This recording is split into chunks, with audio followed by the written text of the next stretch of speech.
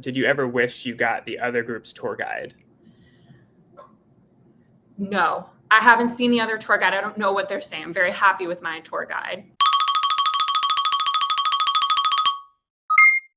Welcome to Reality Checks. I'm Brian, I'm the host, and we're joined today by Hilary Fischer-Groban, Senior Director of Brand Comms and Insights at Tripadvisor. Welcome, Hilary. Thank you so much for having me, Brian. Thanks for coming, and I know Tripadvisor well from being on trips myself. What are we talking about today? Today, we are talking about all things travel experiences, travel experiences over things, over possessions. We are right in the midst of summer travel planning, summer travel season. So many folks are either planning their trips or are on their trips. So we're going to get into how people are thinking about travel today. Cool. Yeah, that's exactly right. And just to clarify, we worked on a survey together, but you have not seen the results. Nope. Excited to hear what the American people are thinking. And excited to hear what you think they're thinking. So first question is, what is most important when booking a trip? So these are the options. We think, I believe, at Tripadvisor that there's been a shift. It really used to feel like people had a destination in mind and then they would pick a hotel. And it was sort of like, I'm going to Punta Cana and then I found a hotel that meets my criteria and I already know the dates and I'm going here and I'm staying here. And then the rest of it was sort of put around those kind of tentpoles. I feel like there's going to be a shift. I feel like people are seeing activities on trips and like those experiences. I feel like those are going to be higher than expected. I also feel like even landscape scenery or photo ops, with so many people finding out about travel things to do and travel places to go on social media, I wonder if that's going to be playing a bigger role. So maybe destination or accommodation holding strong, but I feel like activities is going to be a bigger one. Okay, so we've got like probably a top three. Yeah. Do you have a order for what you think that people would have ranked? I feel like maybe destination will still hold strong at number one, activities maybe number two, accommodation number three, and if I had to put a fourth, restaurants or food. Okay, that's a good guess, and I know you haven't seen the results. Nope. So I hear the reality is that you are exactly right, almost to a point where like people are like, she knows. No. But I guess you have this data, so you kind of know. Wow, I'm surprised because I do feel like so many people think of things hotel first, and even how you shop for travel these days is very hotel first. But for sure, destination, location, you have to sort that out first when booking the trip, when you're actually talking about booking the trip. And then, yeah, really interesting seeing this rise in experiences and activities on the trip. That's definitely something that people are starting to plan trips actually around. And it feels like maybe even then picking a hotel or restaurants that are near those things, that are near the things they actually want to do, is maybe what people are telling us here. And then I guess, is there anything else that surprises you on here? I think you had mentioned photo ops, but obviously it wasn't in your top four. Maybe they know they're going to get the photo ops from the experiences and the food and the great places they're going to stay. I think meeting new people or friends, I do feel like we hear that a lot, particularly from solo travelers, but so many people are traveling with family or already with their friends. So not surprised that's solo, but I feel like that probably pops with certain types of travelers. And then I think this tracks, but I do feel like, knowing what we know about travel, it probably would have been different even 5 years ago, 10 years ago for sure. Cool. So next question, and this is kind of on that second most important, the types of activities. So we honed in on tours. So we were asking kind of what is the most memorable or the best part of your last tour. Do you have a prediction for that? We hear all the time that tours are just the highlights of a lot of trips, and a lot of times we think what makes that is the tour guide themselves. So I'm going to guess it's something around that, because we know there's a lot of characters leading tours and giving personal examples and having, in-depth experience with the topic they're talking about. So I would think it's maybe the person giving the tour. Okay. Tour guide is the guess, and the reality is the setting. I'm so wrong. See, I don't know the answers to these. But interesting. Well, yeah, you got to have a strong setting. I guess similar to question 1, you've got to have cave or safari. If you're in a cave, that's gonna probably be what you talk about the most. And then, yeah, you need the content of the tour, what they're actually talking about. I guess it's not a strong third even. It's not even like really close is the tour guide. It is a third. It is third, but it's not really coming in powerfully. I'm curious about the none of the above, if they just didn't like their tour, or if they can't possibly pick one highlight. Yeah, and it could be too, like, quality of the experience overall, or, a lot of tours serve beverages. Maybe it's just like the overall vibe and they felt like a VIP and we didn't include that. Hard to know. Yeah, hard to know. I will say it's interesting. I think a lot of people think you have to sort of be in a cave or on a safari or in a really special place to do a tour. And I do think we see a lot more that people will do a tour of even just like something in their hometown or something close by to them that they just want a different perspective on. So I'd be curious if this one starts to change over time too, that you don't have to be somewhere, really outstanding to even start taking tours. You can do one and learn a lot about really wherever you are. It doesn't have to be something super out of the ordinary. But yeah, I'm wrong on this one for sure. So that's the new brand, hometownadvisor.com. Yeah. Staycation advisor. Yeah, you're the brand person, not me. I'm sorry.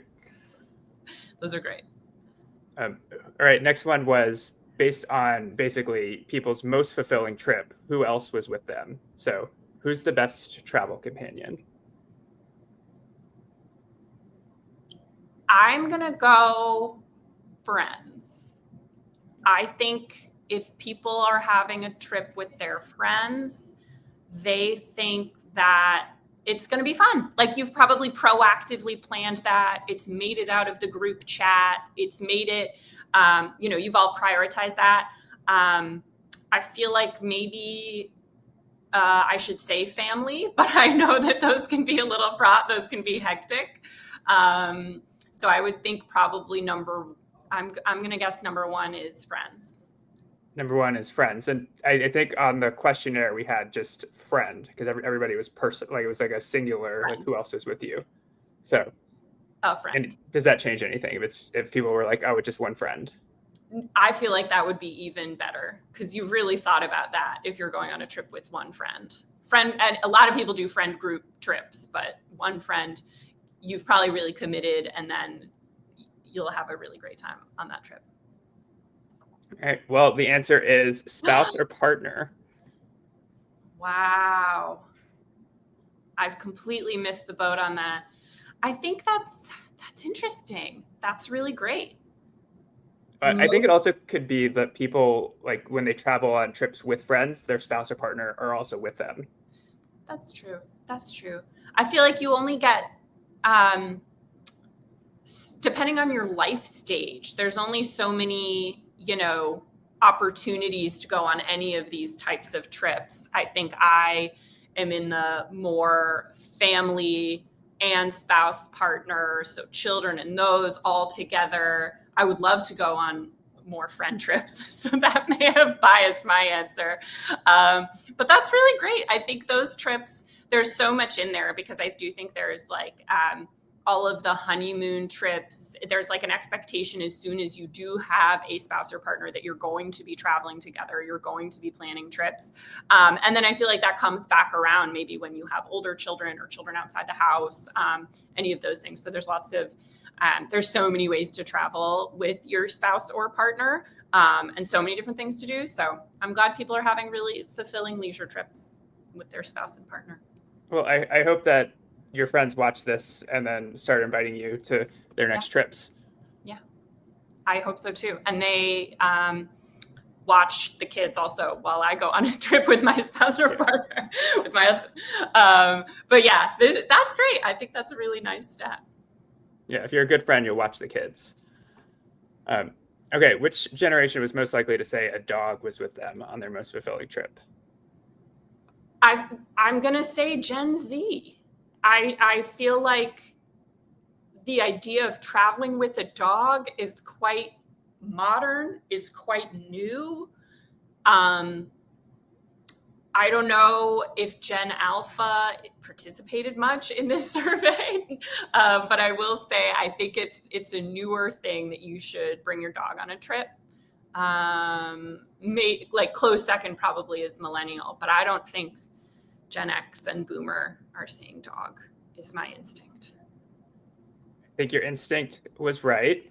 I think we technically had like 99 respondents were Gen Z, so I split it by age instead of generation. Okay. But yeah, definitely like skews younger.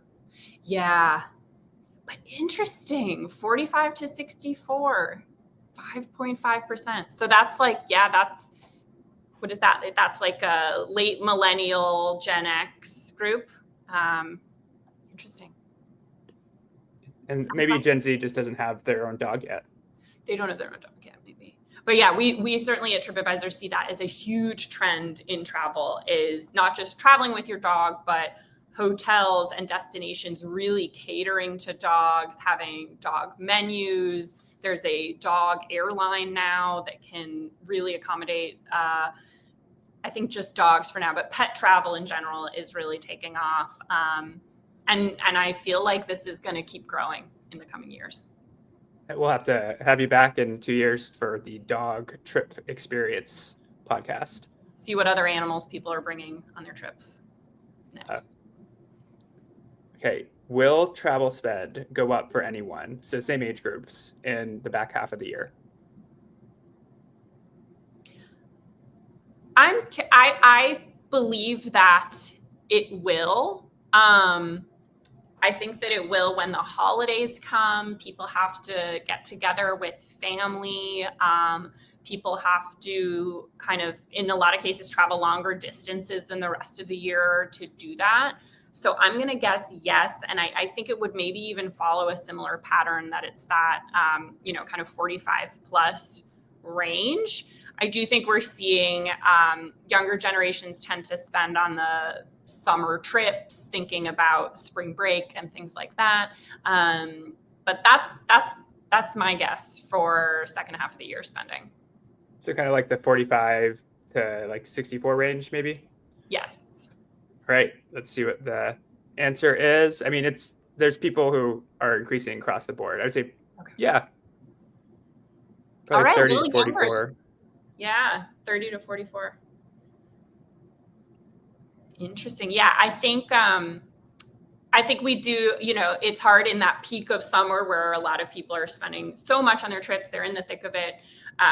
We do see people come back, and whether it's like August or September, October, you're getting back into the rhythm of whether it's back to school, kind of back to work, whatever it is. But then starting November, folks are traveling again for the holidays, for Thanksgiving. They're seeing family, they're planning, even fall getaways, things like that, weekend trips. So definitely a lot of people do start to pick up spend. And that will be here before you know it. So interesting to see how that breaks down.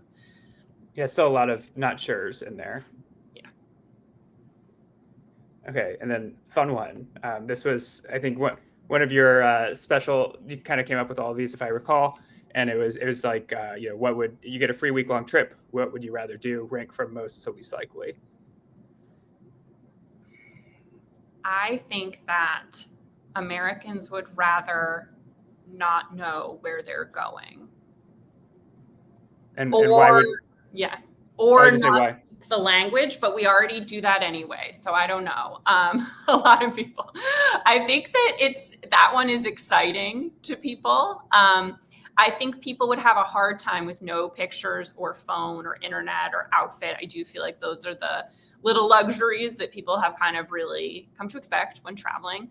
I think random travel buddy would be hard as well. I as we saw, so many people want to be traveling with their spouse. They want to be out with their partner. So I think a random one would be hard. I think it's probably between don't speak the native language and don't know where you're going. If people do say don't speak the native language, I think really depends where you're going, because that can be really hard some places to just get the basics. So I think it's probably between those two. And just for fun, I'm going to say don't know where you're going. All right. The big reveal, you kind of got everything right. Okay. All right. I've not crushed the generational section, the age groups, I don't know, but these pretty close. Yeah, I think the travel buddy being at the bottom, that's tough. But like, that's also, if you travel solo and you meet someone really great, like that happens all the time, that people do even stumble upon a travel buddy they're excited about. I feel like that's very, like, I don't know, Love Island of the culture right now. But yeah, not knowing where you're going. I think people are very open to that now. There's just been so much more exposure to different destinations, different places. I think that could be exciting. And probably for someone who's not even that keen on travel planning, could be maybe even welcome. Like someone's just handling it all and you show up and get to explore and understand. Yeah. Interesting. And then we had one last question. This might be cut for time. But if we have a really good answer, then maybe we'll figure out how to do it. So I'm just going to say that again, because I definitely can't include, well, this will probably be cut for time. So we have one more question. Are men or women more likely to want a random travel buddy? It's got to be men. I mean, I think that there's safety concerns for women would be my guess. I think it has to be a man who's more open to that experience is my guess. So that's what I thought as well. But we actually saw, and this is people who chose it first or second, that we had more women. Wow. I was wondering why you were asking, because I was like, there's got to be a twist. Yeah, that's interesting. I think that's really great. I think if people feel safe about it, having someone, I mean, we don't know how this person would be assigned.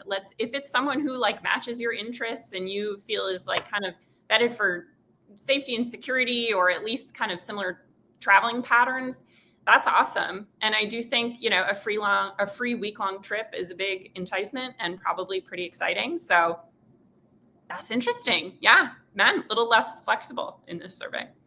Yeah, no new friends for men. No trip for them. No trip, no new friends. No fun. Thank you for joining today. It was fun having you. Do you want to be found online, or do you want people just to go to tripadvisor.com?